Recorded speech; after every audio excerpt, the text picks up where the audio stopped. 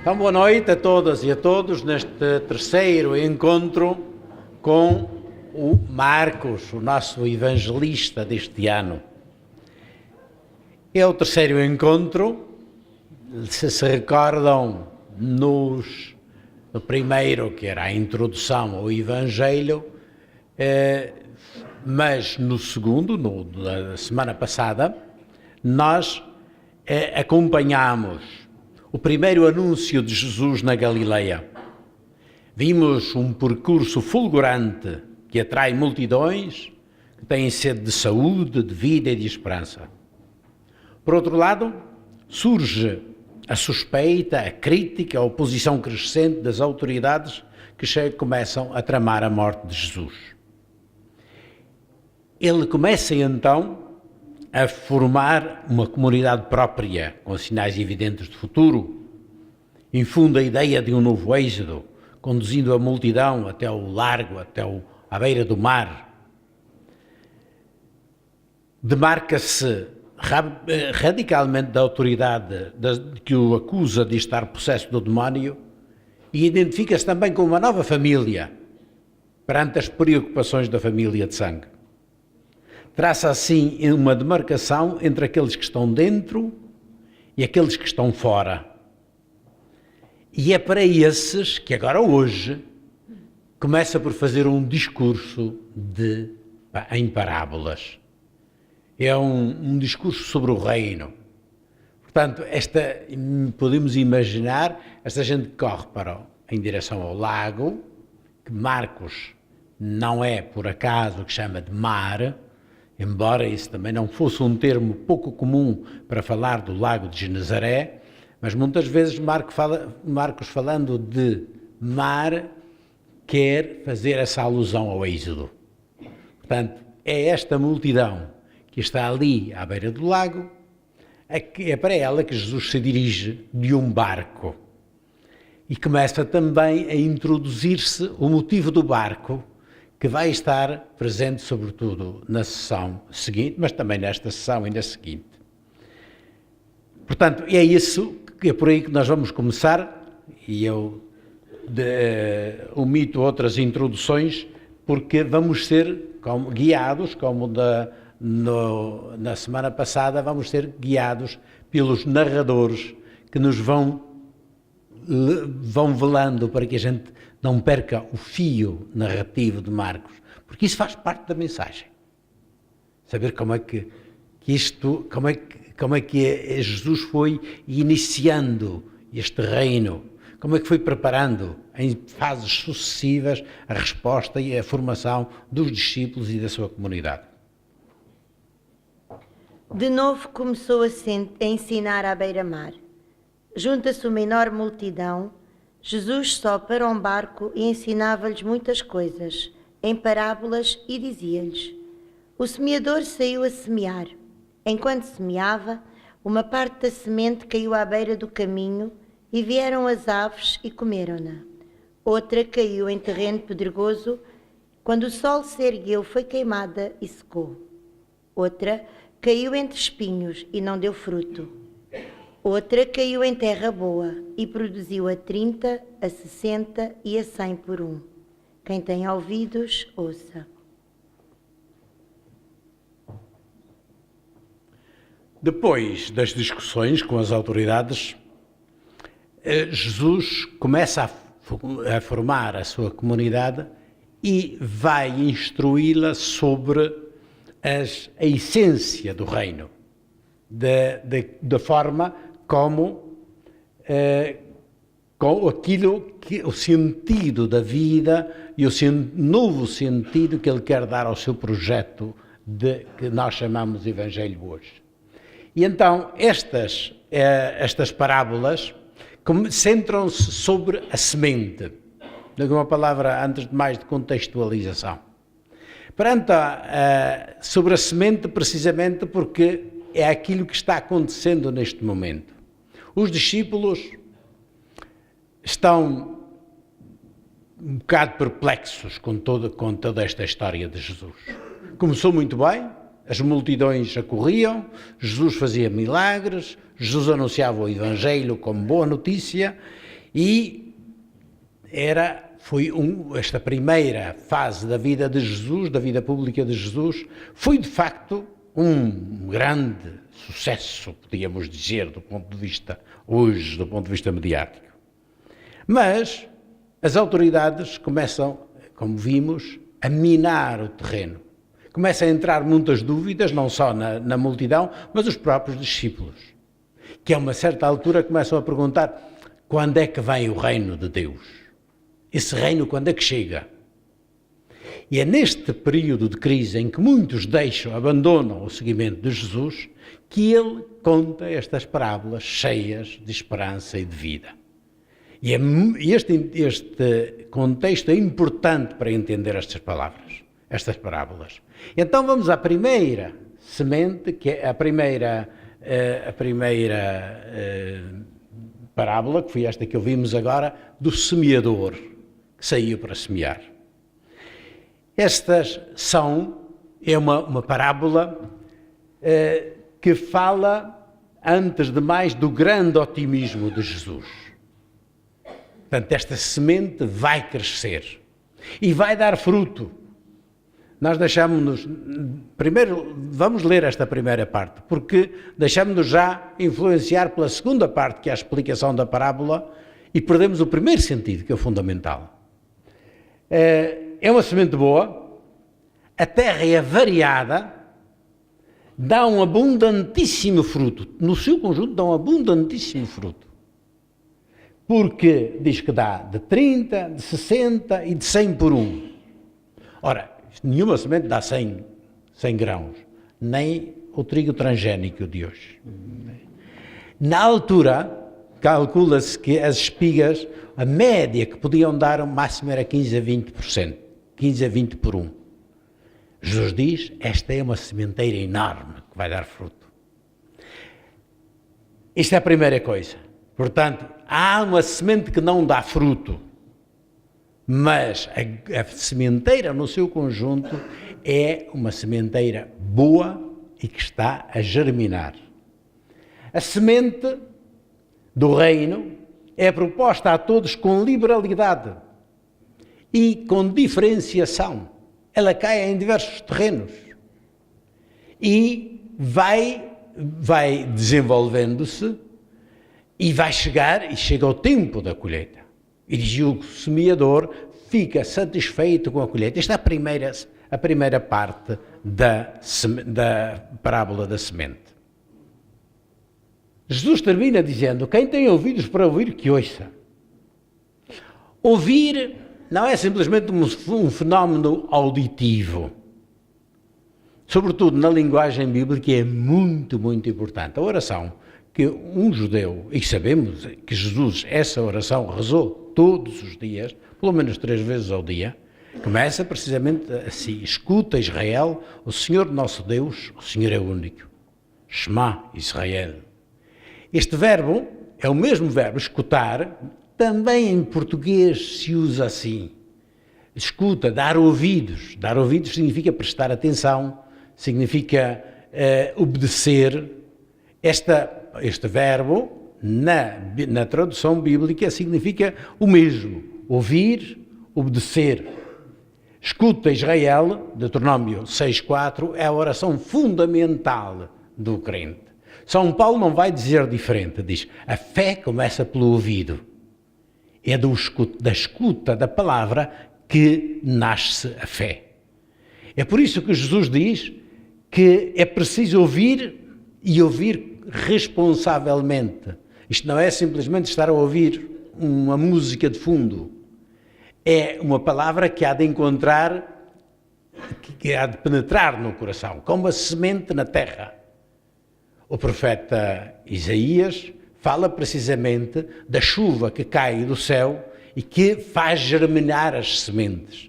Isto é, essa semente que é a palavra deve encontrar um coração bem disposto para acolhê-la, e é uma palavra que é dita preciosa e que deve ser escutada com responsabilidade. Porque é por isso que Jesus diz, quem tem ouvidos ouça. Isto é que uma palavra, Jesus está repetindo nem mais nem menos, que aquilo que os judeus recitavam todos os dias. Escutai. Diz, aqui está esta palavra que é preciso escutar. O livro do Êxodo, falando a Moisés, no texto que nós lemos logo no início do Evangelho, diz, eu vou enviar à frente de ti o meu mensageiro. Esse texto no livro do Êxodo continua. Esse é aquele que vocês devem escutar. Jesus diz, está começando um tempo novo, que é uma semente, e portanto, escutem-na. Esse, ao ficar só com os discípulos, perguntaram-lhe o sentido da palavra, da parábola. E Jesus diz-lhe, ao ficar só com os 12, perguntaram-lhe o sentido da parábola.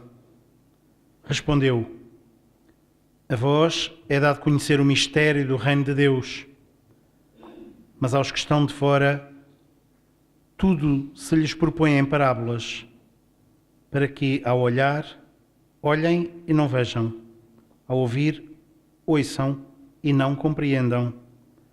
Não vão eles converter-se e ser perdoados. Aqui encontramos a mesma oposição que lembram-se quando Jesus estava com os discípulos à volta e diz, ei vocês, estes aqui são a minha família, os de fora não entendem a palavra de Jesus. Agora, é esta frase, esta separação de fundo que está presente em toda esta parte do Evangelho. Jesus dá a impressão que está dizendo uma coisa em segredo, as parábolas. E que, portanto, como se fosse um grupo secreto que tem um código especial e os outros de fora não entendem do que é que se está falando. Não é esse o fundamento das parábolas, mas tem um fundamento isso. Diz, não é um código secreto, mas há que estar na disposição de escutar e de implicar-se dentro disso. Esta é uma palavra que não é simplesmente para ouvir en passant, mas é uma palavra que há de mudar a vida da gente, senão não serve de nada. É como as palavras que a gente troca numa relação de amor, numa relação de família, têm sentido lá dentro, para aqueles que estão implicados nesta relação. Para os de fora, são histórias, é um blá, blá, blá. Esta é a situação que Jesus diz da parábola, é a situação que ele encontra, por exemplo, naqueles que estavam à volta dele, que escutavam a palavra e fazem a vontade de Deus. Isto significa uma palavra de compromisso, uma palavra de caminho e de iluminação. Para os de fora, pelo contrário, é uma palavra até de distração, que ou é inútil ou até pode ser nociva, porque põe em causa precisamente o estado atual em que se encontra a comunidade religiosa. Para que, e depois tem ainda algo que é mais incompreensível, para que vejam, olhem, mas sem ver, escutem, mas sem entender, não vão eles converter-se e serem perdoados. Isto é, Jesus diz, para já se digo assim para vocês, que é para eles não entenderem. Não é isso. Jesus está citando claramente e literalmente uma frase do profeta Isaías, capítulo 6, versículo 10, em que o profeta, lançando um olhar retrospectivo ao seu ministério perante o povo, diz, não escutaram. E diz, pois é, ouviram, mas sem compreender. Ver, viram, mas olharam, viram os sinais feitos, mas não fizeram caso. Não fossem eles arrepender-se e ser-lhe perdoado. É uma amarga constatação da indiferença e da irónica e amarga sobre a recusa em escutar. Está ligado ao aviso de Jesus, quem tem ouvidos que ouça. Porquê? Porque a palavra não nos deixa indiferentes. A gente, quando se põe, quando recebe um aviso, é para servir de alguma coisa. Quando se faz um convite, se eu convido uma pessoa, por exemplo, para vir à minha casa e ela rejeita, não é simplesmente que rejeitou, é porque a distância entre nós aumentou. Ele recusou vir à minha casa. E é por isso que Jesus vê também no povo de Israel e nestes que não aderem à palavra, diz, é uma ocasião perdida. E perdida não é simplesmente porque depois Deus não oferece outra, oferece. Mas você ficou mais longe dos objetivos que Deus propunha. Portanto, esta não é indiferente. A palavra pode ser pedra angular, mas pode ser também uma pedra de tropeço, porque se eu a vou recusando, vou ficando mais longe daquilo que da vida que Deus oferece. Jesus não oferece palavras para serem segredo, para ficarem secretas e não entendidas. Mas conforme a posição que cada um assume, esta palavra serve de caminho que se faz ou de recuo em relação à proposta de Deus.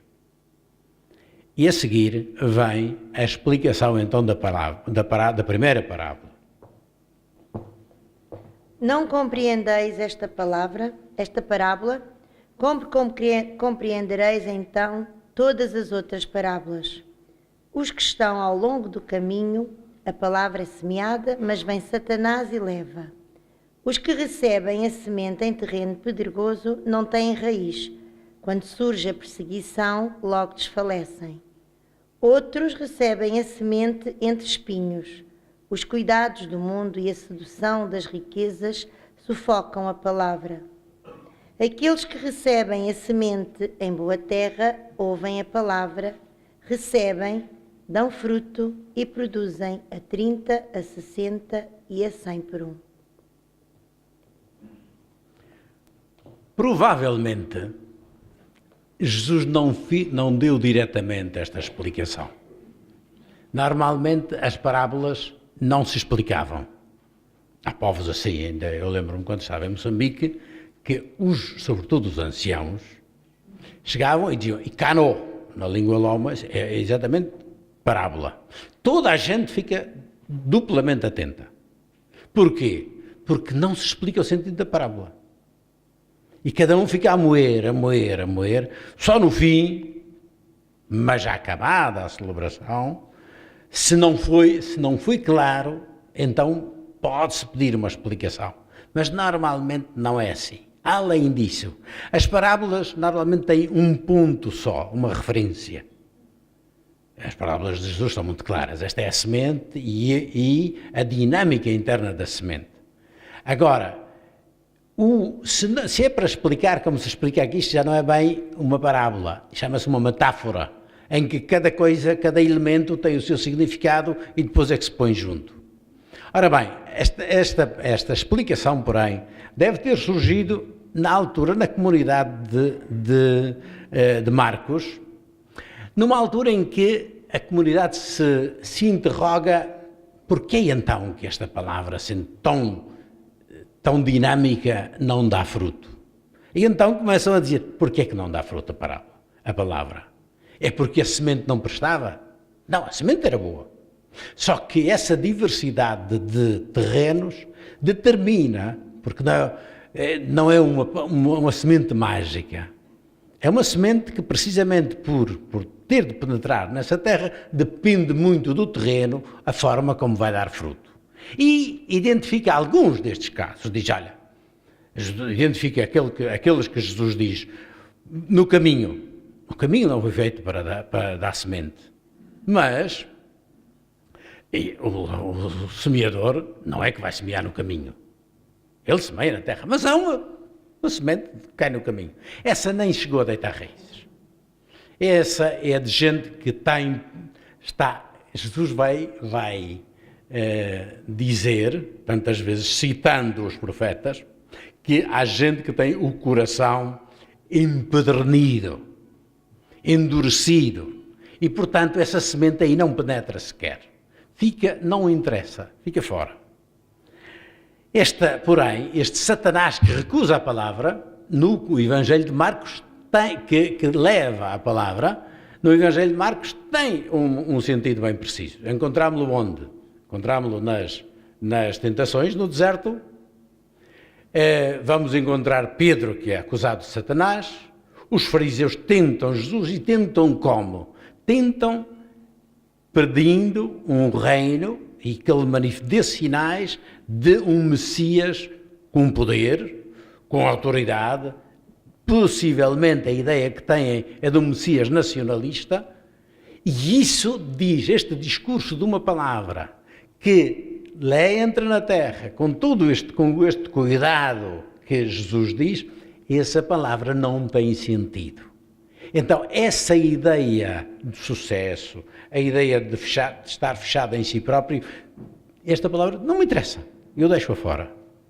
O segundo contexto em que a parábola não dá fruto é aquela que cai nas pedras. Não tem raízes. É uma palavra e um evangelho light. Sim, interessante, pode-se fazer umas poesias sobre isso, etc. Mas depois não tem raízes profundas. Então, nasce logo, mas depois seca. Porque não tinha raiz em si própria. A palavra não foi tomada a sério. Outra entre os espinhos. Bem, nesta das perseguições, o Evangelho Light, é a questão de quando a palavra tem de ser tomada a sério. Mas isso pode ser aplicar a tantas coisas. Imaginem, a gente, suponhamos, tem um namoro, e é tudo muito bonito, a paixão, o enamoramento, é tudo isso, e tudo lindo. Mas se não existe mais do que assim necessário,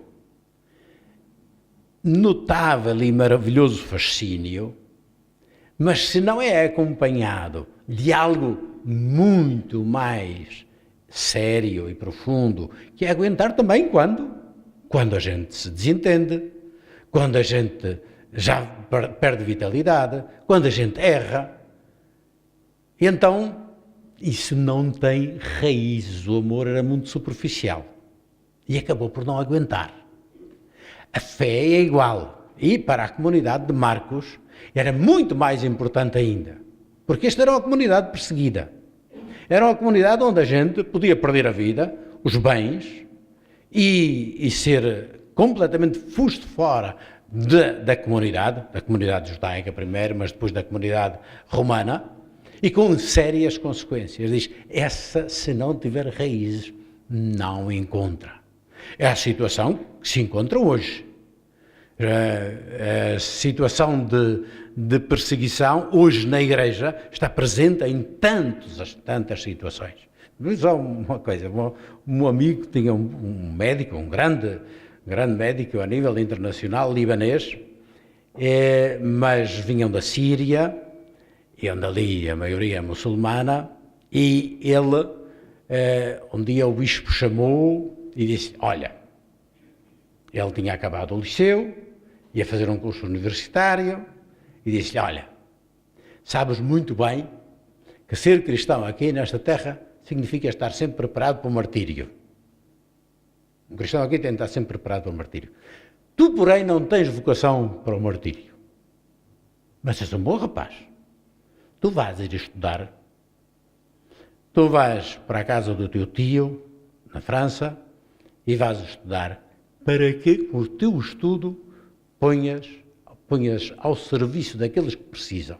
Ele fez-se médico, etc. Ao domingo, à tarde, está sempre aberto o consultório para aqueles que não podem fazer. E é um dos médicos de gabarito. Mas a primeira parte que ele dizia, nós sempre vivemos assim. Vai ao Vietnã, e hoje na China, esse filme que anda aí, O Silêncio, no Japão, ao longo de séculos, e hoje no Iraque e em tantas outras situações.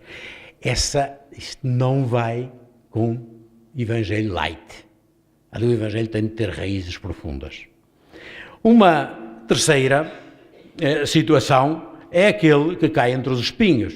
As pessoas até gostam, mas depois chegam todas as outras soluções, coisas que parecem muito mais importantes e muito mais interessantes. A gente deixou de investir naquilo. Volto ao tema da família, porque é o tema que eu sinto. Se a gente não investe na família, depois passa a ter interesse. O meu marido, a minha mulher e os meus filhos, que são tão importantes, é para isso que eu trabalho, mas se eu me vou desinteressando desse contato constante, isso depois passa para segundo plano. Há outras coisas mais importantes. E acaba-se por perder aquilo que era o tesouro que eu levava para a vida. Mas isto são aquelas coisas que acontecem. Mas diz, a semente cai em terra boa e dá fruto, e fruto diversificado, como em todas as situações da vida. E este de dar 30, 40 ou 60 não significa que um dá mais do que o outro. É porque há terrenos que só podem dar 30.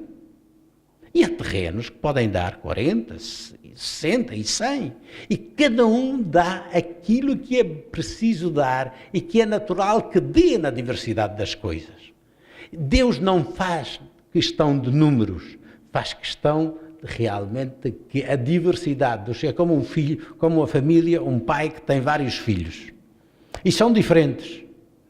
São diferentes em termos de inteligência, são diferentes em termos de gostos, etc. E não quer dizer que aquele que aparentemente é menos dotado seja o menos querido do pai. Pelo contrário, e eu conheço famílias assim, é aquele por quem se tem mais atenção e que nos dá um gosto muito especial. É isso que Jesus diz, que é a semente. Acolher a semente na diversidade e na alegria com que o Pai a deita à terra e espera que cresça também no nosso coração. Essa é a primeira parábola. Mas tem uma segunda parábola também ligada a isto.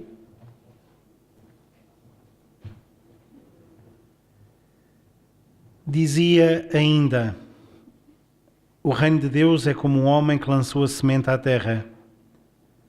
Quer esteja a dormir, quer se levante, de noite e de dia, a semente germina e cresce, sem ele saber como.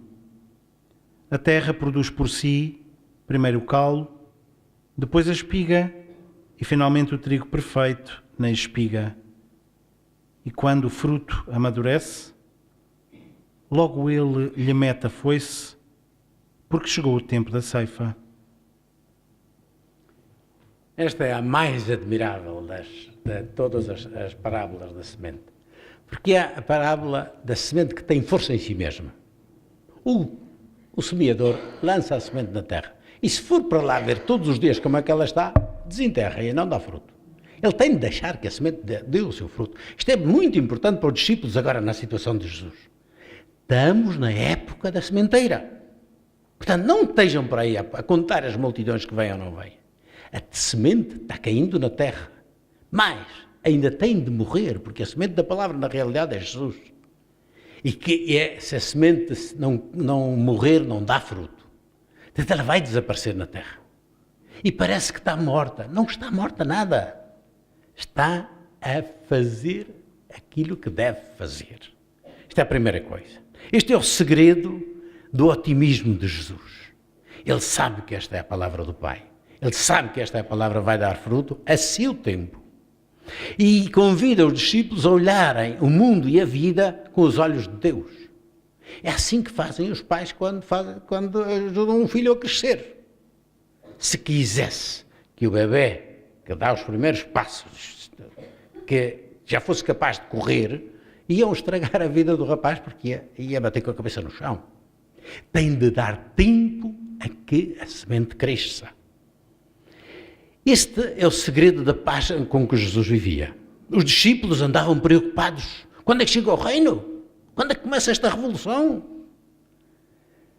Os zelotas, que combatiam os romanos, tinham pegado em armas para libertar a nação, porque tomaram a iniciativa de pôr a eles a funcionar a semente. Os fariseus tinham pautado a vida e diziam: quando os israelitas todos observarem até a mínima prescrição da lei, então virá um Messias. E então é na observância estrita da lei que se apressa a vinda do reino. Jesus olha para o mundo com os olhos do Pai e vê que o seu reino se está a desenvolver no meio de dificuldades, mas sob as mãos protetoras do Pai. Jesus não fica ocioso. Isto não significa que o lavrador não se senta. Tem outras coisas para fazer. Vela para que a semente tenha condições para se desenvolver e trabalha para isso, mas espera que ela própria dê o seu fruto. Esta é, além disso, a palavra de fé no homem, na pessoa humana. Jesus é a parábola da encarnação. Ele veio para este mundo e, portanto, esta semente tem de se desenvolver no meio nosso. Vai se desenvolver em cada família, vai se desenvolver em cada criança que cresce, vai se desenvolver em cada comunidade cristã que se forma, vai se desenvolver no mundo e nas iniciativas que a gente vai dando. Temos de olhar para isso. Quando eu vou fazer um curso, eu estou semeando e, portanto, estou investindo nisso. Quando nós estamos aqui, nesta sala hoje, estamos semeando. Não vamos sair já para aqui fora, já fica tudo mudado. Não. Deixem que esta palavra dê fruto. Mas tem de levar o seu tempo. Mais. Nesta terra tudo será sempre semear. Porque a plenitude do reino de Deus nunca vai ser plena aqui. Mesmo que nós tivéssemos os melhores hospitais, mesmo as melhores escolas, ou melhor, não desaparecessem as guerras, isto não seria a plenitude do reino. Neste mundo estamos sempre semeando. E estamos semeando para os outros. Estamos fazendo crescer algo que só na plenitude de Deus é que vamos encontrar verdadeiramente o sentido dessa semente. Não se pode entender esta semente do reino se a gente ficar simplesmente a fazer medidas aqui, a contar quantos temos na igreja, a contar quanta gente temos, o resultado das coisas que semeamos imediatamente aqui. Não, nós sonhamos com um mundo melhor. E eu sonho com a minha imagem dos jornelas desta terra, que há de ser uma imagem expandida, mas essa é feita por Deus. E, portanto, esta é uma semente que há de crescer assim. Mas de crescimento se fala também... Dizia também, com que havemos de comparar o reino de Deus? Ou com qual parábola o representaremos? É como um grão de mostarda que, ao ser deitado à terra, é a mais pequena de todas as sementes que existem. Mas uma vez semeado, cresce, transforma-se na maior de todas as plantas do horto e estende tantos ramos que as aves do céu se podem abrigar à sua sombra. Estas são parábolas que Marcos foi recolhendo de diversos contextos. Provavelmente Jesus não fez um discurso seguido de parábolas. A gente encontra às vezes estas parábolas nos outros evangelhos em contextos diferentes. E Marcos reúne aqui, neste discurso, nesta situação de crise do ministério de Jesus, ele reúne estas parábolas. E, portanto, esta parábola da semente, que, por exemplo, em Lucas vem unidade do fermento, que é sempre a mesma ideia. Só que esta o que começa a põe a atenção sobre a pequenez dos inícios e o florescimento que tem esta semente. E é isso que Jesus vê no Evangelho. E não vê aqui simplesmente, como dizia, simplesmente uma questão de números. O Evangelho é pequenino, mas depois vai-se desenvolver. Vai-se desenvolver no coração de cada um e cada pessoa há de entender, à medida que o reino se vai desenvolvendo na sua vida e no seu coração, vai entendendo a maravilha que é isto. Porque isso das aves virem abrigar-se nos ramos é uma imagem que se usa para falar dos grandes impérios, que têm constituídos por várias nações que são vassalas do grande imperador. Isso são as aves que se vêm abrigar à sombra da grande árvore. Portanto, isso é aquilo que Jesus vê como o difundir-se do Evangelho por toda a terra. É nesse sentido também que neste Evangelho que nós levamos, sempre nós estamos criando essa dimensão de algo que é invisível neste momento, mas que se vai ir tornando visível à medida que o reino se vai desenvolvendo em nós e por toda a terra. Dizia também, com muitas outras parábolas, anunciava-lhes a palavra conforme eram capazes de compreender. E não falava senão em parábolas, mas em particular explicava tudo aos discípulos. Isto é, aqui as parábolas são ditas, precisamente, não é para tornar as coisas secretas ou confusas, é precisamente a cada um segundo a forma como tinha de entender. Liga-se com os diversos contextos onde cai a semente. Portanto, em diversos modos, em diversos lugares, o Evangelho vai sendo anunciado com parábolas novas, com traduções novas. E hoje, o facto de nós estarmos aqui e termos a usar também outros meios, são esses contextos novos em que a palavra de Deus se vai anunciando. Agora sim.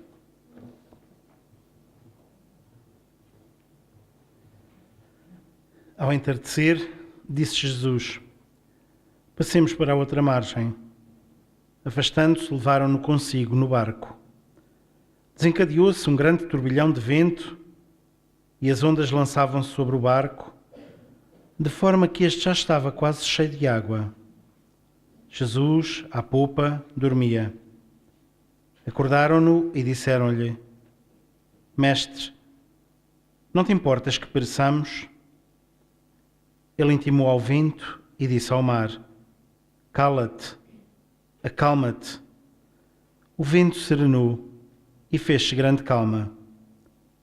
Depois disse-lhes: Por que estáis tão apavorados? Ainda não tendes fé? E sentiram um grande temor e diziam uns aos outros: Quem é este, a quem até o vento e o mar obedecem? Jesus já tinha simbolicamente trazido a multidão até junto do mar.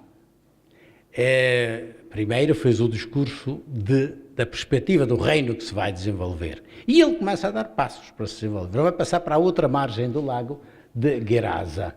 Tinha assim, em direção ao mar. É um novo êxodo que vai ter lugar. Mas passar o mar, recordam-se da narração do êxodo que lemos na noite de Páscoa, é algo dramático.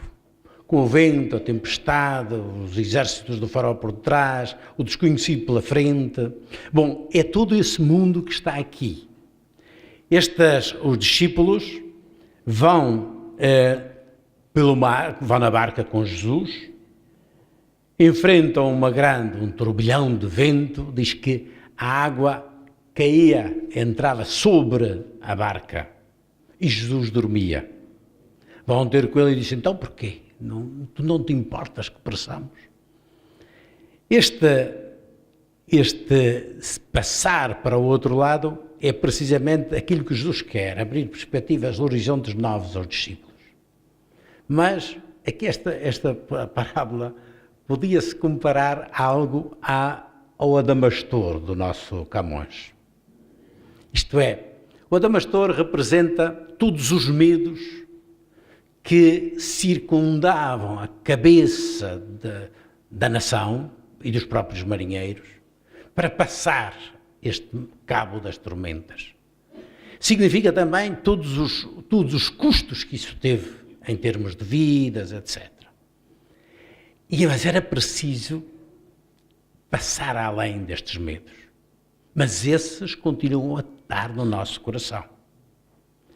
É preciso, Jesus quer que este povo, este novo êxodo, vai ser, enquanto o primeiro êxodo, o êxodo de Moisés, é trazer da terra estrangeira do Egito para Israel, este vai ser um passo no desconhecido. É de Israel para o mundo. Sair do lugar onde a religião já está toda codificada, tudo direitinho, do conforto da cultura, daquilo que se é, em direção ao desconhecido e ao mundo novo. E isso requer coragem, mas também requer passar por cima de muitos tabus, de muitas certezas, procurar mundos novos.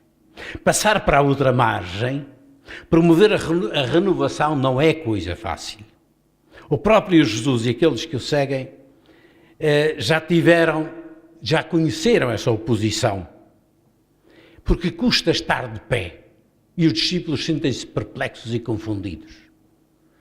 É mais fácil estar sentadinho à sombra dos muros, no ninho onde a gente nasceu. Isso é mais cómodo, mas também é muito limitativo. Garantir a segurança psicológica dentro das nossas certezas, daquilo que já se sabe, isso é também paralisador. É consolador, mas é paralisador. Levantar-se significa que tantas vezes a água da dúvida, das ondas dos outros, vão cair sobre nós.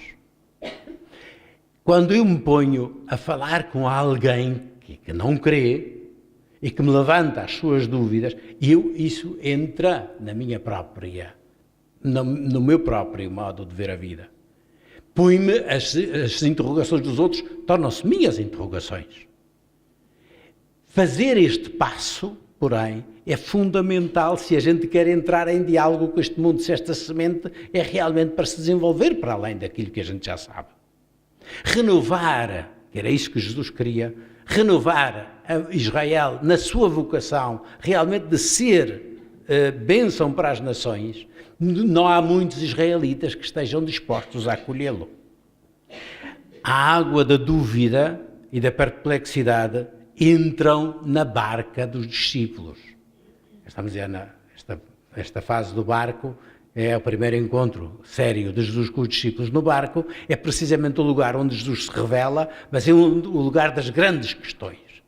Porque estamos dentro de um mundo movediço, de um mundo onde ou se tem estabilidade dentro do coração ou a água não oferece. E só a força do coração, como quem vai fazer esqui aquático ou o surf, é precisamente o ser capaz de utilizar esses ventos para fazer mover a barca que pode dar estabilidade. A estabilidade é feita de movimento. Esta é uma imagem bonita do Evangelho. Isto não é simplesmente, estas narrações não são as narrações do medo, são as narrações da coragem e daquilo que nos faz entender a vida como movimento. Jesus à polpa do barco dormia. E esse também é algo de novo, o silêncio de Deus. Se forem ver aquele filme, é tudo o filme O Silêncio mesmo, daqueles missionários, o Rodrigues, é precisamente sobre o silêncio. Porquê é que Deus não fala? Porquê é que Deus está calado quando os cristãos são martirizados, ali neste caso? Uma das coisas, por exemplo, já falei da outra vez, quando nos campos de concentração, judeus piedosos, judeus cheios de fé, e que veem tudo o que se está passando, de liquidação do povo e de gente inocente, diz: e Deus onde está? Deus está aí, dizia o rabino. Deus está aí no meio dessa gente. Só que está silenciado, está silencioso.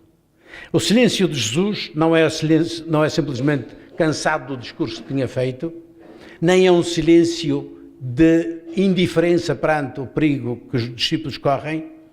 É, antes de mais, a serenidade de Jesus que mostra a qualidade daquilo que ele é acima dos elementos da natureza.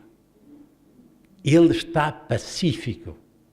Os elementos fora podem estar em rebelião, como vai acontecer no Jardim das Oliveiras, como vai acontecer junto à cruz. O próprio Jesus será movido por isto. Pai, porque me abandonaste? Pai, afasta de mim este cálice. Mas no seu íntimo, Jesus está tranquilo. A partir desta hora, Jesus dirá pouco. Está silencioso. Mas é esse silêncio, precisamente, que interioriza o ser de Deus. Eles vêm ter: então não te importas? Jesus importa-se. Primeiro, ordena ao vento e ele cala-se. E este ordenar ao vento é a mesma palavra que Jesus usa para os demónios. para tudo aquilo que despersonaliza e que mete medo às pessoas. E é essa mesma palavra que usa para o vento. Isto é, ele é aquele que tem poder sobre tudo aquilo que põe em perigo a vida e o futuro do projeto de cada um de nós. Ele impera e acalma o mar. Mas aos discípulos diz: porquê que estáis assim, então não tendes fé? Porquê que tendes medo? Mas a palavra utilizada significa porque é que estás acovardados. O problema não é ter medo. Medo nós temos. O próprio Jesus o sentiu. Medo do sofrimento. Mas o problema é se isso nos faz perder a cabeça, nos faz perder a direção, nos impede de caminhar. É isto que esta travessia, a primeira travessia de Jesus com os discípulos pelo mar nos traz. Na vida é isto que nós encontramos. Jesus, ao criticar os discípulos, tem algo de crítica, mas também lhe apresenta uma solução. Não tendes fé? A fé não é algo que me tira das dificuldades, mas é algo que me faz ver as coisas para além da minha situação de apuro atual. É alguém que me faz ver este caminho como Deus que está presente também na tempestade. O Jesus estar silencioso ou estar operando é sempre o mesmo Jesus que está lá. E é isto que também no filme O Silêncio o Rodrigues sente o Jesus que lhe diz, até depois dele ter abjurado: tu não o escutavas, mas eu estava contigo também lá quando abjuraste. Como estava com Pedro quando disse não, porque senão Pedro não se teria reabilitado da sua negação de Jesus. E é esta primeira travessia de Jesus através do lago que hoje que está no centro desta nossa meditação do Evangelho de hoje. A concluir a cena, fica para os discípulos uma outra pergunta. Mas afinal, quem é este a quem até o vento e o mar obedecem? Quem é este Jesus? Silencioso, não se deixa perder a cabeça quando as ondas avançam sobre o barco. Quem é este que se levanta e põe as coisas a funcionar? Esta pergunta é aquela que vai bailando na cabeça dos discípulos e todos aqueles que o escutam e que só encontrará no fim do Evangelho da sua resposta. Chegaram à outra margem do mar. Dos túmulos veio ao seu encontro um homem possesso de um espírito maligno. Tinha nos túmulos a sua morada e ninguém era capaz de o dominar. Andava sempre entre os túmulos a gritar e a ferir-se com pedras. Avistando Jesus, disse em alta voz: que tens a ver comigo, ó Jesus, Filho do Deus Altíssimo? Conjuro-te por Deus que não me atormentes. Jesus perguntou-lhe: qual é o teu nome? Respondeu: o meu nome é Legião. E os espíritos malignos suplicaram a Jesus: manda-nos para os porcos, para entrarmos neles. E entraram nos porcos, e a vara, cerca de uns 2000, precipitou-se do alto no mar e ali se afogou.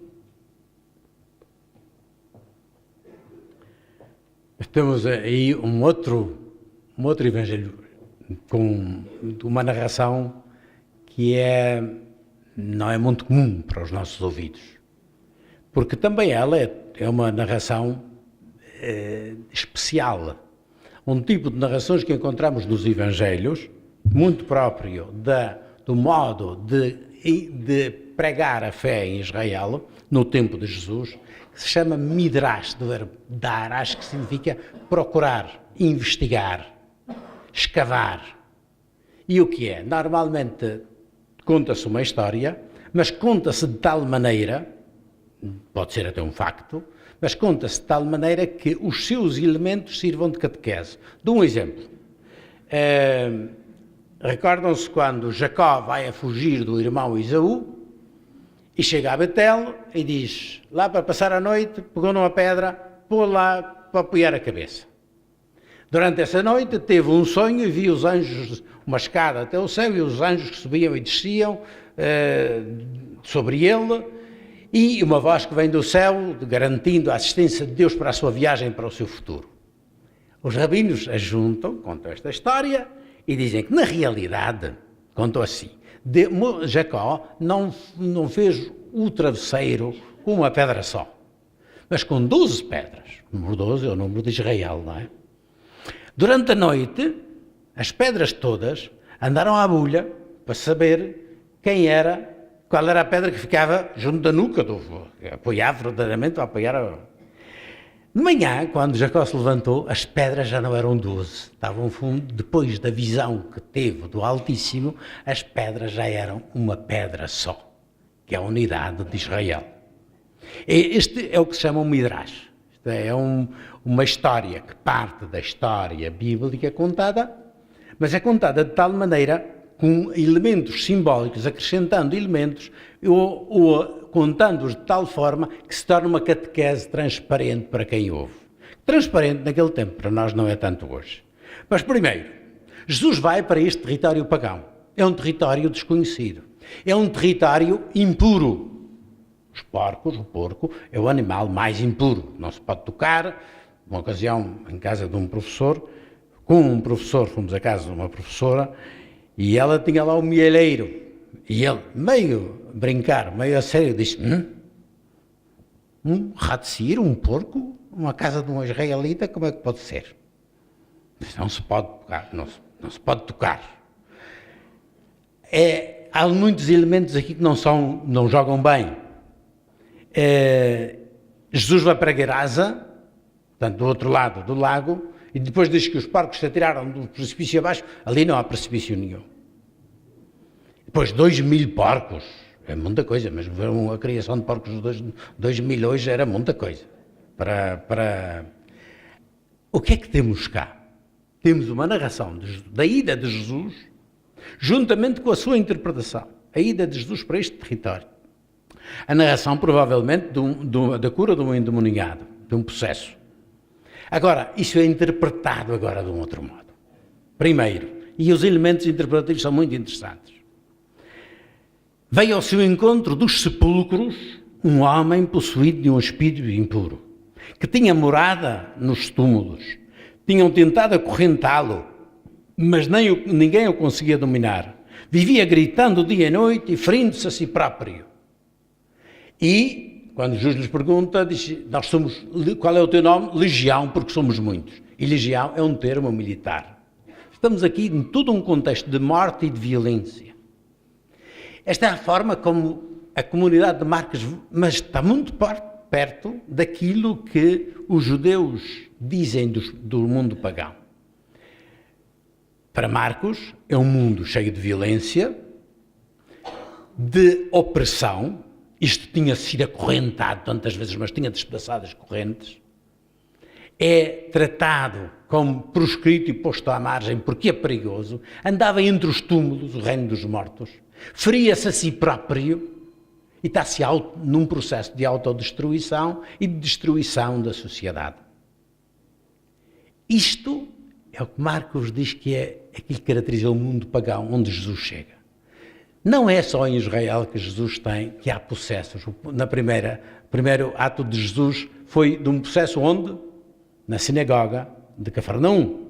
Portanto, dentro do sistema religioso de Israel. Agora, dentro do mundo dos pagãos, não é um mundo melhor do que os judeus. É um mundo que carece de vida e que se autodestrói precisamente por causa da violência. Isso é o que a Bíblia diz que foi a causa do dilúvio, a corrupção e a violência. Por isso que quando para recomeçar o mundo depois do dilúvio, é o arco-íris o sinal da paz. E a oliveira que traz o sinal de uma humanidade curada da sua violência. Vamos ver que esta violência vai estar muito no centro do Evangelho de Marcos, a questão do poder e a questão da violência. Portanto, é este que Jesus liberta deste poder do mal. E diz, continua a segunda parte, que é ainda mais simbólica, diz, os espíritos impuros pediram a Jesus, deixa-nos entrar nos porcos, e eles entram e então precipitaram-se do abismo, no fundo do mar, abismo que não havia. Eles voltam, o mar é o abismo, que é o lugar dos espíritos impuros. Jesus liberta assim o território pagão da sua impureza. Isto é, Jesus está levando pela primeira vez os seus discípulos. É proibido a um judeu entrar dentro da casa de um pagão. Lembram-se quando Pedro vai à casa de Cornélio, chegou à comunidade e a comunidade disse: como é, foste comer em casa de um pagão? Comer com um pagão não se pode, até porque o que ele prepara para comer não é kosher. Jesus declara puras todas essas coisas. Isto é aquilo, é uma cena semelhante àquela de, precisamente, Pedro em casa de Cornélio. Antes de ir para a casa de Cornélio, diz: vi descer um lençol com todos os animais impuros, que não é possível a um judeu comer. E diz: Pedro, mata e come. Diz: não, na minha boca nunca entrou nada de impuro. Porquê? Porque se tratava precisamente de ir à casa de um pagão. Este ato simbólico de Jesus é a abertura. Diz: não há nada desse mundo, não é o mundo que é impuro. Deus fez-se presente no meio de Israel, que é infiel. Deus fez-se presente na casa dos discípulos, que não vão entender. Deus faz-se presente no meio desse mundo, que é um mundo que está carente de vida. Mas é para isso que ele veio. Não são os bons que têm, os sãos que têm necessidade de médico. São aqueles que estão doentes. E ele veio para isso. E por isso, esta chegada dramática é assim, uma coreografia deste tipo, é precisamente para dizer: gente, coragem. Esse mundo está aberto para chegar, para receber o Evangelho. É algo de muito importante este trajeto de Jesus. A primeira abertura para declarar que o mundo, aquilo que o Concílio Vaticano II nos diz, tem todo um texto precisamente para falar, um documento para falar do encontro da Igreja com o mundo. É enviada para um mundo que Deus ama e que Deus quer salvar, e portanto a nossa atitude não pode ser a dos discípulos de ficar cuidados e bem resguardados dentro da barca. Esta barca deve ultrapassar todas as nossas dúvidas e os nossos preconceitos e as nossas leis para ir ao encontro de outros, para ir ao encontro de um mundo que é diversificado, mas que precisa de redenção. A seguir vem um texto que é um texto combinado. É um texto típico de Marcos. Lembram-se daquele da família de Jesus e das autoridades que chamam Jesus de Belzebu. Bom, agora é a mesma coisa. Marcos começa uma história que é de um chefe da sinagoga, no meio tem a cura de uma mulher e depois é que se volta ao texto da sinagoga. Significa que estes dois textos são para ler em conjunto. Depois de Jesus ter atravessado no barco para a outra margem, reuniu-se uma grande multidão que continuava à beira-mar. Chegou um dos chefes da sinagoga, de nome Jairo, e suplicou instantemente: a minha filha está a morrer. Vem impor-lhe as mãos para que se salve e viva. Jesus partiu com ele. Certa mulher, vítima de um fluxo de sangue havia 12 anos, veio por entre a multidão e tocou-lhe, por detrás, nas vestes. No mesmo instante, se estancou o fluxo de sangue e sentiu que estava curada. Jesus voltou-se para a multidão e perguntou: quem tocou as minhas vestes? Então a mulher, cheia de medo e a tremer, disse toda a verdade. Disse-lhe ele: filha, a tua fé salvou-te. Vai em paz e ser curada do teu mal.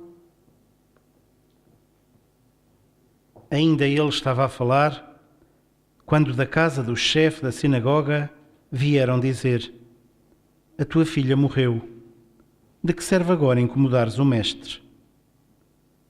Mas Jesus disse: não temas, crê somente. Ao chegar à casa do chefe da sinagoga, encontrou grande alvoroço e gente a chorar e a gritar. E disse-lhes: a menina não morreu, está a dormir. Mas faziam troça dele. Jesus, levando consigo apenas o pai, a mãe da menina e os que vinham com ele, entrou onde ela jazia. Tomando-lhe a mão, disse: Talitá, cumi. Isto é: menina, sou eu que te digo, levanta-te.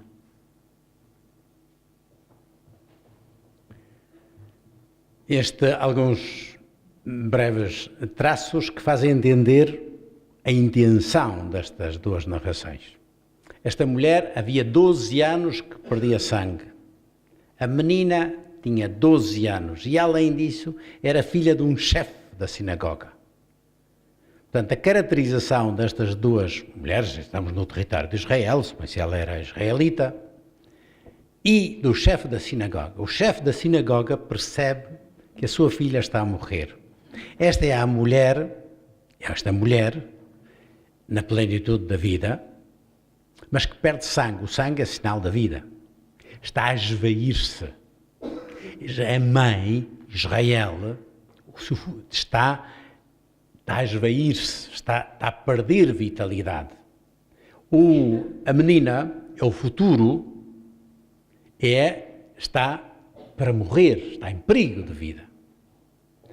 Estes dois textos, portanto, referem-se à situação de Israel diante de Jesus.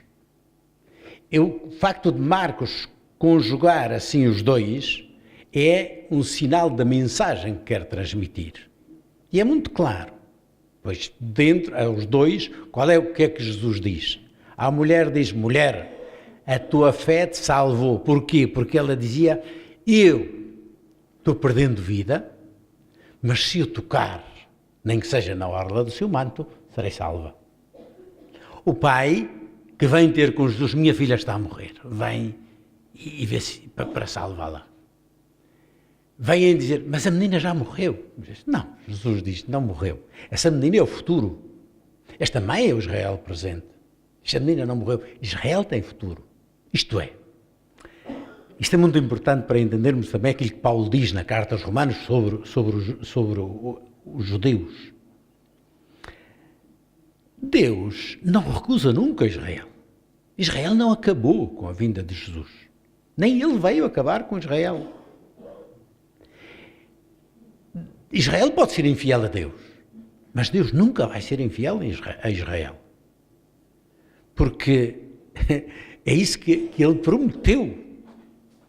E Deus é fiel às suas promessas. A existência de Israel eles não são, digamos, a nossa concorrência. Eles são os nossos pais, como diz Paulo.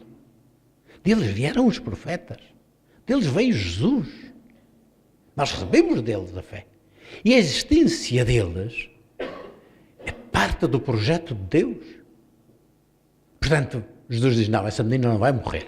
Mas o pai diz: o futuro, porém, é a fé. Já vimos da outra vez o que significa fé. Fé significa adesão, aderir, integrar-se neste projeto de Deus, ser ativo nesta construção do mundo novo.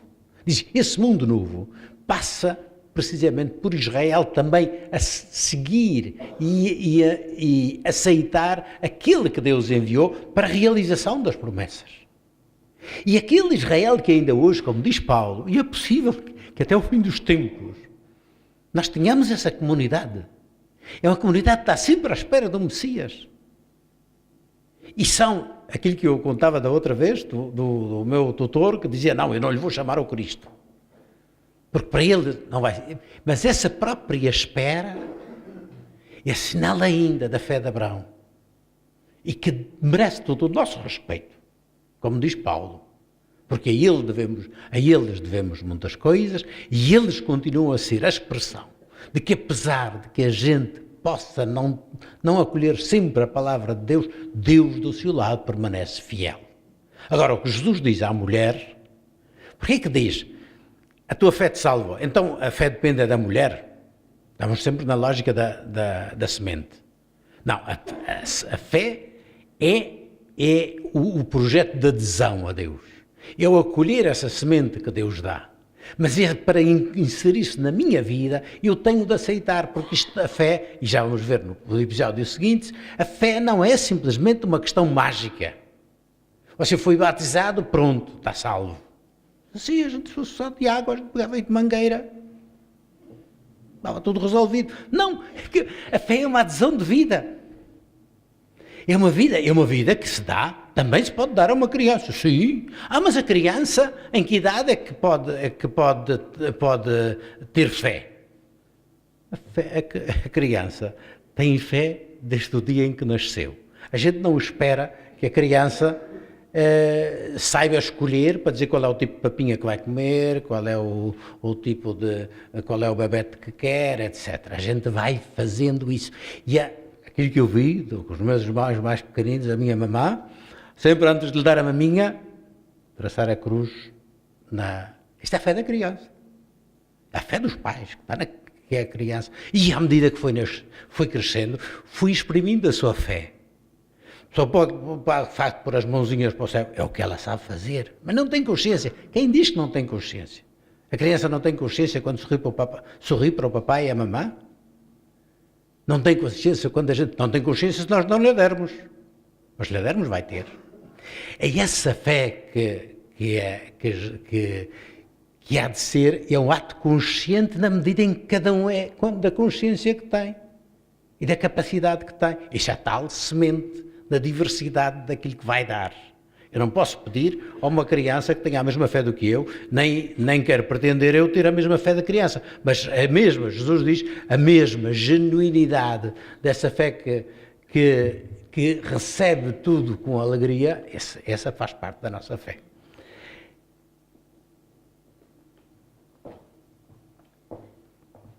Foi para a sua terra e os discípulos seguiam-no.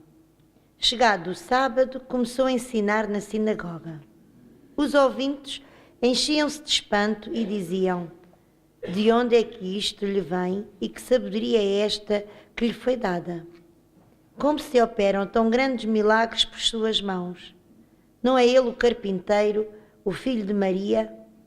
E as suas irmãs não estão aqui entre nós? E isto parecia-lhes escandaloso. Jesus disse-lhes: um profeta só é desprezado na sua pátria, entre os seus parentes e em sua casa. E não pôde fazer ali milagre algum. Apenas curou alguns enfermos, impondo-lhes as mãos. Jesus volta para a sua terra. Não é simplesmente porque tinha saudades de ir a casa. Este é também, no contexto do Evangelho, algo de importante. Bom, eu faço nota daquilo que eu já disse da última vez. Isto que se lê aqui é resumido. Normalmente eu pouco tiro do texto, corto pelo meio, que é porque senão estaria aqui muito. Nos apontamentos que vão receber tem o texto completo. Jesus vai à sua terra. E a sua terra, já vimos também quando se falou da família, não é simplesmente a Nazaré, a cidade de Nazaré, que ainda lá existe hoje, mas é mais do que isso. É as suas origens. As origens de Jesus quer dizer o seu povo, a sua tradição, as leis de Israel, etc. E Jesus vai à sinagoga e vai também aí para falar. Esta gente reage, de um lado, com emoção, espanto, pelos milagres que sabem que ele fez, por outro modo como fala, mas dizem: mas quem é este? Isto a gente conhece. Isto não é o filho do carpinteiro, não tem a sua família, os seus os irmãos e as irmãs. E então, de onde é que lhe vem esta sabedoria? E diz: e estavam escandalizados. Isto é, este é um preconceito muito comum comum em Israel, comum, o próprio João põe Natanael a dizer: de Nazaré pode vir alguma coisa que preste, dessa gente. Mas aqui são os próprios de Nazaré, portanto, já a Galileia toda é um território meio traçado, onde há muito influxo já de estrangeiros e, portanto, onde a religião não é bem praticada. Mas que sejam os próprios nazarenos a pôr em causa um dos seus, é mais do que isso. Diz, como é? Deus não pode ser assim. Um da gente. Deus tem de ser mais do que isto. Uma noção que está aqui é simplesmente esta questão de rejeitar o mistério da encarnação. Que Jesus se tenha feito da nossa própria terra. Da nossa própria carne, do nosso próprio ser humano. A radicalidade, na sua radicalidade, é aquilo que vos dizia do professor da última vez, ele não pode ser o Messias. O Messias não pode acabar assim. E quando Jesus vai a Nazaré, torna-se uma pessoa humilde como eles. Diz, isto não pode ser. Isto é um escândalo. O facto de ser um deles é um tropeço. Escândalo quer dizer um impedimento, um tropeço. E o tropeço é que Deus se tenha feito um de nós. Porque nós queremos que Deus seja alguém num pedestal. É mais cómodo estar lá para cima. Que Deus se ponha a fazer as nossas coisas. Que seja um carpinteiro que sabe trabalhar a madeira. Não faz sentido. Então que viesse pelo menos com os grandes da terra. Isto é o primeiro escândalo. Jesus diz, pois, um profeta, e podia-lhes citar, o Evangelho de ontem era precisamente esse. Ontem. O profeta Eliseu e o sírio Naamã, que vem para ser curado da lepra, mas diz, e o profeta manda-o lavar-se no Jordão, diz, então por tão pouca coisa, para que fez este trabalho todo? Pensava que ele viesse aqui fazer um milagre. Diz, o milagre passa pela tua participação. O milagre passa por algo que é evidente, que tu tens de perceber, que é perceber a tua própria natureza, que este mundo é o lugar onde se realiza a tua salvação. É este mundo, esta terra, esta pobre Nazaré, esta família, é aqui que se realiza a tua salvação. É aqui que tem de surgir o mundo novo. Não é num mundo maravilhoso, é aqui, nesta terra. E este confronto com a realidade, como realidade regenerada, onde Deus está em ação, não é transparente para todos. E esta gente não faz milagres. A continuação e a conclusão do texto é que dá a chave de tudo. Diz, Jesus não fez ali milagres, apenas curou alguns. E estava admirado com a falta de fé daquela gente. Então, as curas não são milagres? Segundo Marcos, é preciso fazer distinções. Isto é, curar, vamos ser claros, aqueles a quem Jesus curou das diversas doenças, voltaram a adoecer. A menina que tinha morrido, morreu. E Lázaro também morreu. Se a questão de Jesus fosse só resolver estes problemas, não tinha feito grande coisa. O grande milagre da multiplicação dos pães, que vamos falar da próxima vez, pronto, matou a fome àquela multidão. E os outros que andam com fome no mundo? E esta gente, no dia seguinte já estavam com fome outra vez. Não é essa a função dos milagres. Os milagres são sinal. Isso é um sinal de quê? Primeiro, não são ficções. Jesus não faz isto para mostrar que. Não, são sinais de uma realidade. A primeira realidade que revelam os sinais é que Jesus não está longe de quem sofre. Ele estende a mão, o tal gesto para o leproso. Ele toca esta realidade. E é por isso que se faz um de nós. É isso que os nazarenos não entendiam. Que Jesus tem de ter mãos humanas para tocar no que sofre, para tocar naquele que precisa. Tem de ter um coração humano para ter compaixão humana e ensinar-nos a compaixão. A primeira coisa, este é o sinal que mostra a efetiva compaixão de Jesus para quem sofre. Mas o milagre diz mais do que isso. Diz que Ele é Senhor da vida, que Ele tem poder sobre os elementos da natureza, que Ele tem uma vida que vai para além daquela que eu vivo agora. Porque se fosse só atrasar os problemas, isso não seria uma grande solução. A solução que a gente quer é realmente uma vida que dure. E é essa que Ele vem dar. É esse mundo novo que é preciso criar. E era isso que Jesus, é esse passo que quer que eles deem. E eles isso não estão dispostos a fazer. Então, umas curas pode fazer, mas não são milagres. É só atrasar, está bem, dá um monte de jeito. Como tenho 30 e tal dentes, se me curar um, que me está doendo agora, já me dá jeito, mas amanhã algum dos outros vai doer outra vez. Portanto, eu preciso de mais. Isto faz-nos entender o sentido dos milagres de Jesus. E é por isso que Jesus não quer simplesmente ser conhecido como milagreiro, que recorre a quem a gente recorre no tempo, quando se sente mal, Não, Ele quer ser reconhecido que, através desses gestos, se entenda que Deus é poderoso e está próximo de nós e da nossa situação humana em todas as situações em que nós nos encontramos. Por isso,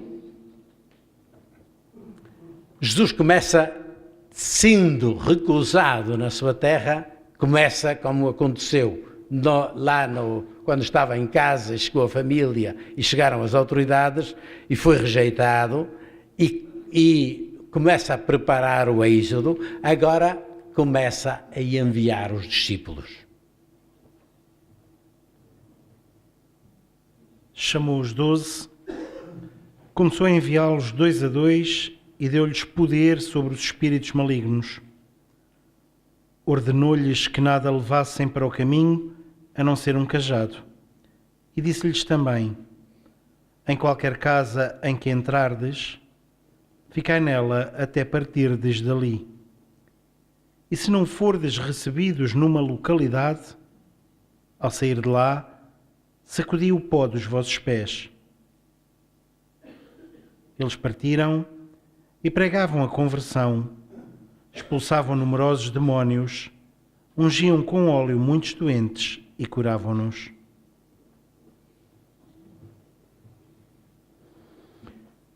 Depois de se ter apresentado como Senhor da vida e do futuro para os judeus e para as nações, depois de ter formado o núcleo inicial da sua comunidade, Jesus começa a enviar em missão os seus discípulos. Embora modesto no seu âmbito, porque é digamos, com toda a propriedade, era eles habituarem-se à missão, entenderem o que era a missão e entenderem-se como missionários. Mas tem um valor fundamental para o Evangelho. Com este primeiro envio dos discípulos, Jesus dá cumprimento a quanto estabeleceu para eles, que era para estarem com eles e para serem enviados em missão. Portanto, estes 12 significam a nova comunidade. Isto não é só para alguns, é a comunidade de Jesus que é enviada em missão. E não se pode entender a comunidade de Jesus só como metade. É para ser missionária. Quem recebe o Evangelho é aquele que o vai anunciar. Neste processo é muito importante uma coisa também entender. É que Jesus envia estes em missão, agora, aqui, mas eles tinham estado nos territórios pagãos, e falar de missão no judaísmo não faz muito sentido. Não faz sentido nenhum. Porque um judeu não pode ser missionário. Porquê? Porque missionário não se pode, eu não posso querer ser judeu. Porque judeu é uma questão de nascer. Ou nasço de mãe judia, ou então não posso ser judeu. Não sou judeu. Posso ser um temente a Deus, posso respeitar a Deus, mas isso é uma questão genética. É uma questão da descendência de Abraão. A missão só é possível com Jesus. E é por isso que surge depois desta viagem ao outro lado. Passar o mar. É êxodo para fora de Israel em direção às nações. Mas aquilo é precisamente isto que vai caracterizar a comunidade cristã. É por isso que eles vão saindo, e levou tempo a entender. Não foi assim tão simples. A entender que as promessas de Jesus, a vinda de Jesus não era só para os judeus, era também para os pagãos.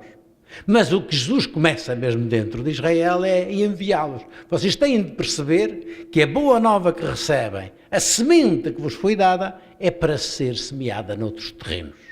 E, portanto, vocês partem em missão. Diz, enviou-os 2 a 2.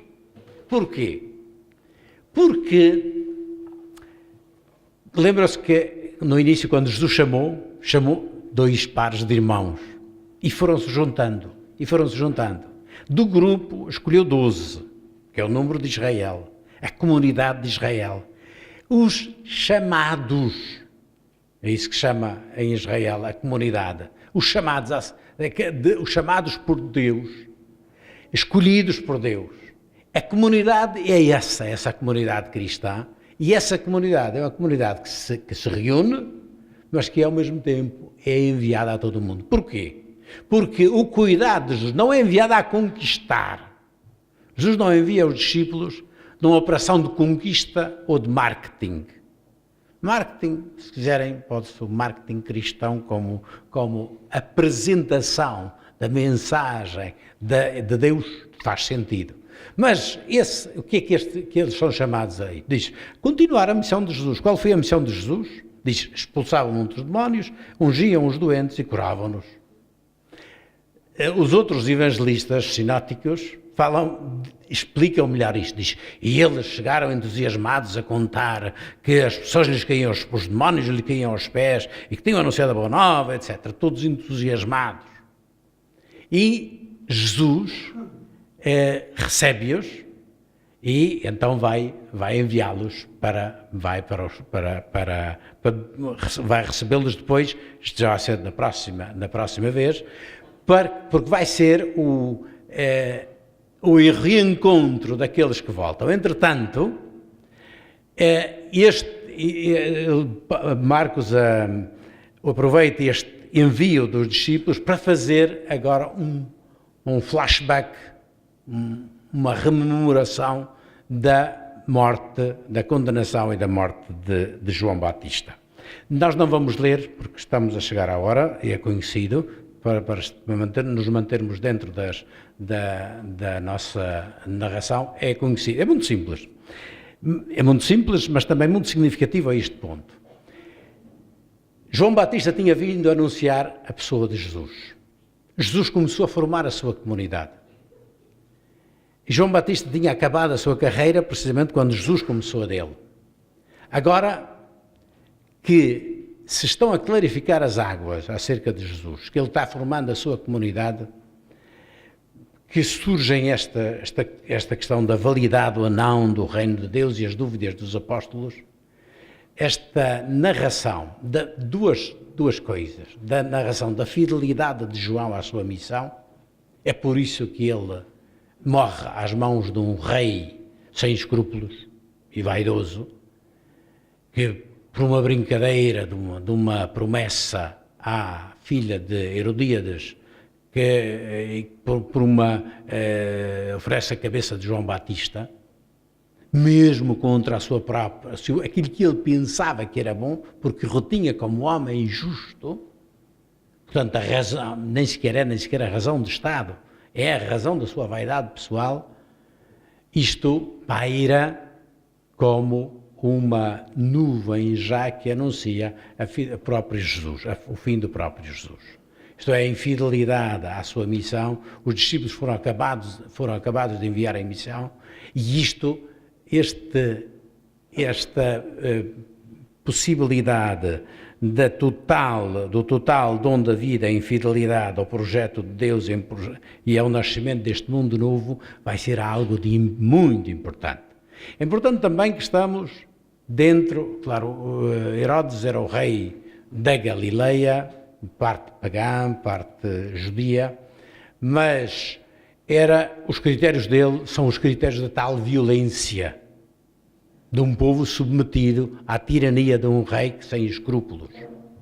Esta vai ser a situação que vão encontrar, esta situação que vivia a comunidade de Marcos, esta é a situação que o próprio Jesus vai encontrar em Pilatos, o paralelo entre João Batista e Jesus, entre Pilatos e Herodes, é precisamente anúncio, um pré-anúncio. João Batista veio para anunciar a vinda de Jesus, batizou aquele que batiza no Espírito Santo, mas João Batista também é aquele que anuncia que a fidelidade, como na linha dos profetas, a fidelidade à palavra de Deus pode conduzir ao dom total da vida. Este vai ser o tema que vamos encontrar da próxima vez. Só para terminar, esta missão dos discípulos conclui aquilo que o encontro desta tarde. É um encontro em que Marcos nos revela muito sobre Jesus, o seu projeto, a sua vida, a sua identidade. As parábolas mostram o realismo da fé de Jesus na sua missão, na palavra que está a ser semeada, na sua capacidade dinâmica, mas ao mesmo tempo a necessidade de encarar este tempo como um tempo de sementeira, que vai ser sempre também para nós hoje. Nas parábolas e nos episódios que seguem, vai-se desenhando a constituição do grupo de Jesus, os de dentro, a nova família que o escutam e seguem. Com eles, Jesus inicia o novo caminho, à imagem do novo êxodo e do novo povo.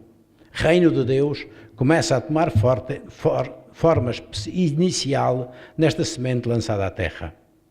Paralelamente vai-se acentuando a oposição da família e das autoridades, os de fora, que começam a tramar a morte de Jesus. É neste novo êxodo que nós também queremos embarcar, continuando a ler este Evangelho da próxima semana. Abençoe-vos, liberte-vos, dê-vos sempre coragem e alegria, o Deus Todo-Poderoso e cheio de misericórdia, o Pai, o Filho e o Espírito Santo. Amém. Vamos em paz, uma boa viagem a todos, de regresso a casa, e que o Senhor nos acompanhe, nos dê a sua vida e coragem.